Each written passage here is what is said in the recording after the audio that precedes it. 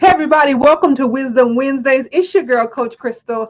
If you're just joining us, welcome to the Steps and Stages community. If this is your first time joining us for Wisdom Wednesday, we just are excited to have you, and we want to welcome you in with the Steps and Stages mantra. This is how we start each and every one of our interactions, whether it be public, private, or in the midst of transformation. It just says a lot of things happen before this, and I guarantee a lot of things are going to happen after this, but I promise to be here with you now.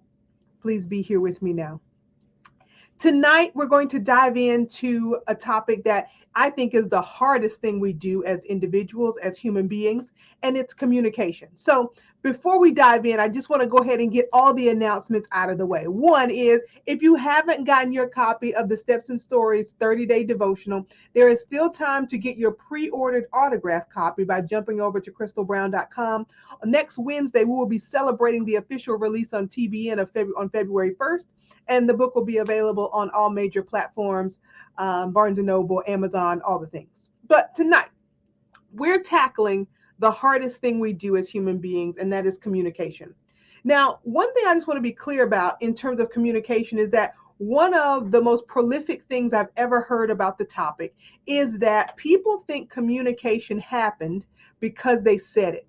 Right? So a lot of times we think that because we say something, we've actually been in communication with another person. Now, I'm also from the South, so I know that sometimes people need to say or hear things what we call 50-11 times before it makes sense. So a lot of times we think we're communicating because we said something, and people need to hear it again, they need to see it in action, or it's not coming to them at a place in their lives where it's potent to their current transformation or understanding. So tonight, I want to just get clear that communication is not just about what you say. It's how you say it. It's who you say it to. And it is the intention with which we speak to each other. Now, my goal in each one of my interactions with my clients, with my students, everyone I come in contact with, is to actually communicate. So I actually don't care how I have to say it. I don't care if I got to say it like this. I don't care if I have to raise it. Mostly I just don't have like having to raise my voice. But if I do, I will. The thing is that when we have an intention to actually communicate, to get to one accord, and to find a mutual understanding, then the way we communicate and the impact of our communication changes. Now, I want to look at this from all aspects tonight. And also feel free to post your questions on whatever platform you're watching on. Feel free to join in this dialogue. Let's communicate. When we think about communication, it is at the crux of our home lives, our work lives, and most importantly, our interior lives. The way you communicate with yourself is more important than anything you can ever say to another person. Many of us don't sometimes understand that we talk to ourselves more than we talk to other people. And many times other people become victims in our minds. We might be having imaginary conversations with other people that either kill them in our minds or put them on pedestals in our imaginations, right? So what we want to do is we want to first say, how are we communicating with ourselves, our interior dialogue?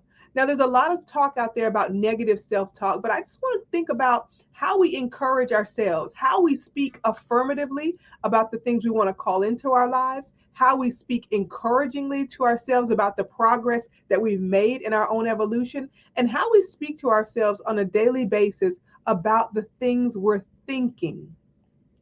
Right? Communication starts in the mind. Before I say something to you, I have to think it. I have to put the words together. I have to cognitively understand that it makes sense before I give it to you. Now, that's kind of like the mode of how human beings respond and react to communicative structures. But when we're talking about dialogue, a lot of times what we say is based on what we think and what we feel, or the response we're getting from other people.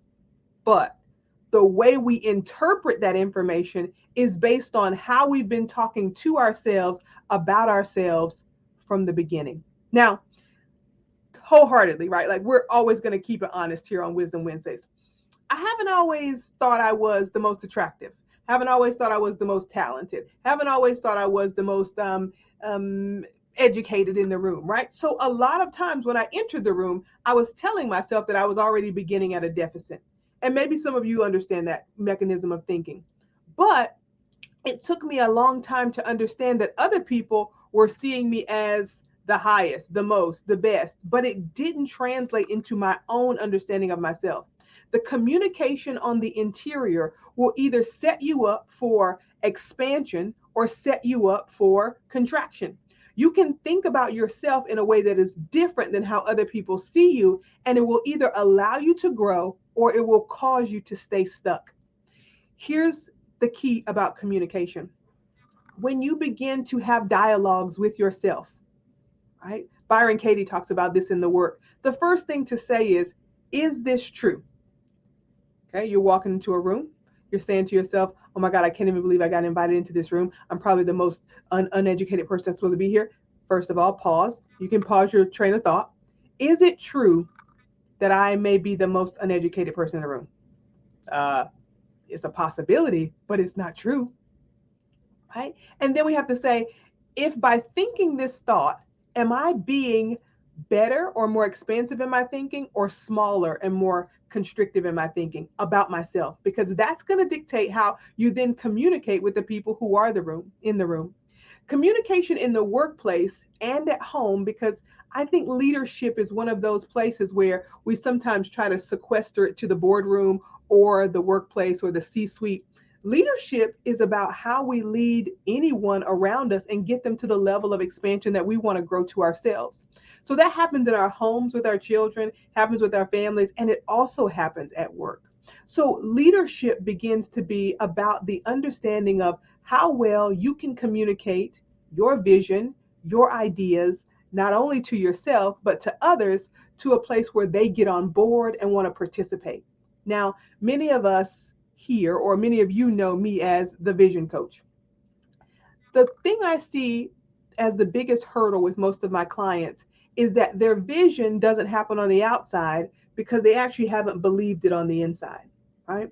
And as leaders, people in industry, people in the head of your households, you also understand that people can't follow your vision until they've seen you believe in it and take steps in that direction, right? We know for a fact, as a parent, right? We've heard that children don't do what they're told, they do what they see, right? And so if we are leading in a way that is from authentic communication on the inside, then people see the results of that on the outside, and they're more likely to buy into the bigger, larger vision. Communication is about coming to an agreement between not only intention, but attention and action. Intention, attention, and action are the crux of how we communicate, both logistically, physically, spiritually, mentally, and auditorially with our words, right? How we talk to each other, how we talk to ourselves, how we show up with each other, how we show up for ourselves, how we imagine others, and how we imagine ourselves gets to the baseline of communication. I think it's one of the hardest things we do as human beings, y'all, because when we're communicating, we're actually taking in, if we're listening, okay, right? So communication also has a dialogue, a output and an input, right? The output is the talking, the input is the listening. So if we're communicating well, we're actually listening. And as we're listening, we get the opportunity to transform our thinking in the moment. So communication is at the base of transformation, because if we can hear something in the moment that changes how we think and see, we're opening ourselves up and positioning ourselves for transformation so that we can then communicate a new understanding of ourselves, of the environment, and the people that we're involved in communication and dialogue with. Now, what gets hard about that is that if we haven't given ourselves permission to fully be who we are, or if we haven't decided on what we believe and don't believe, then we might find ourselves in flux. We might find ourselves in a position where we always feel like we're in change. We always feel like something is happening to us. We always feel like we're trying to catch up with the conversation or get back on track with what we think we know. And if that happens, I want to go ahead and again invite you to think to yourself, how am I communicating with myself? Am I constantly telling myself that I don't understand? I'm always confused. I never know what's happening. I was taking a call the other day, and a woman said to me that she was overwhelmed 10 times in less than 6 minutes. And it struck me at that moment that she had been communicating to herself that she's always overwhelmed, and that the thing that's happening to her is because she doesn't have any other choices. So instead of making a choice, what she can do is to be overwhelmed, right? And if you've been around the Steps and Stages community for any amount of time, you know that we do not say overwhelmed. We are always overflowing, right? And so there could be a lot of things in front of us that can be begging for our attention, which means there's an overflow of choices, but managing the power of choice is the ultimate version and highest calling of the human experience, right? So when we think about communication, it's also about choice, choosing the words, choosing the intention, choosing the tone, choosing the environment, and choosing to say it at a specific time or not, choosing to show up to a specific event or not. All of these things communicate alignment or misalignment with your vision. How you communicate with yourself is going to be essential this year as you are growing into the new version of yourself, as you are evolving into the highest version of yourself. If you are deciding this year to start a new venture, if you are deciding this year to go for a promotion, start your own business, enter a new relationship, whatever you're deciding to do, you have to start telling yourself now who you're going to be in that new situation, because the new dialogue will create new results because you're going to be getting new data. And allow yourself to change and transform with the person, with the vision, with the new information, with the new job as you are growing into it. Don't stop yourself before you start by telling yourself, communicating to yourself the same old story. Tell yourself a new story so that other people can collaborate with you as the author of the new you that you are becoming. Y'all, communication is hard. I'm not saying it's easy, but it will transform your life from the inside out. Check this week how you're communicating with yourself, how you're communicating with others, and how you're taking in and participating fully in the dialogue so that your communication can be authentic, clear, dynamic, and aligned highest with your vision. Listen, this is Coach Crystal, the Vision Coach. Thanks for joining us tonight for Wisdom Wednesdays. Again, if you haven't gotten your autographed copy of Steps and Stories, don't forget that the pre-sale will end on February 1st when our publisher TBN releases it nationwide on Barnes & Noble, Amazon, all the big venues. But you can get your autographed copy now by jumping over to crystalbrown.com. Communicate clearly, communicate fearlessly, but most importantly, communicate with yourself with love. We'll see y'all soon. Have an amazing week, and we will see you next week.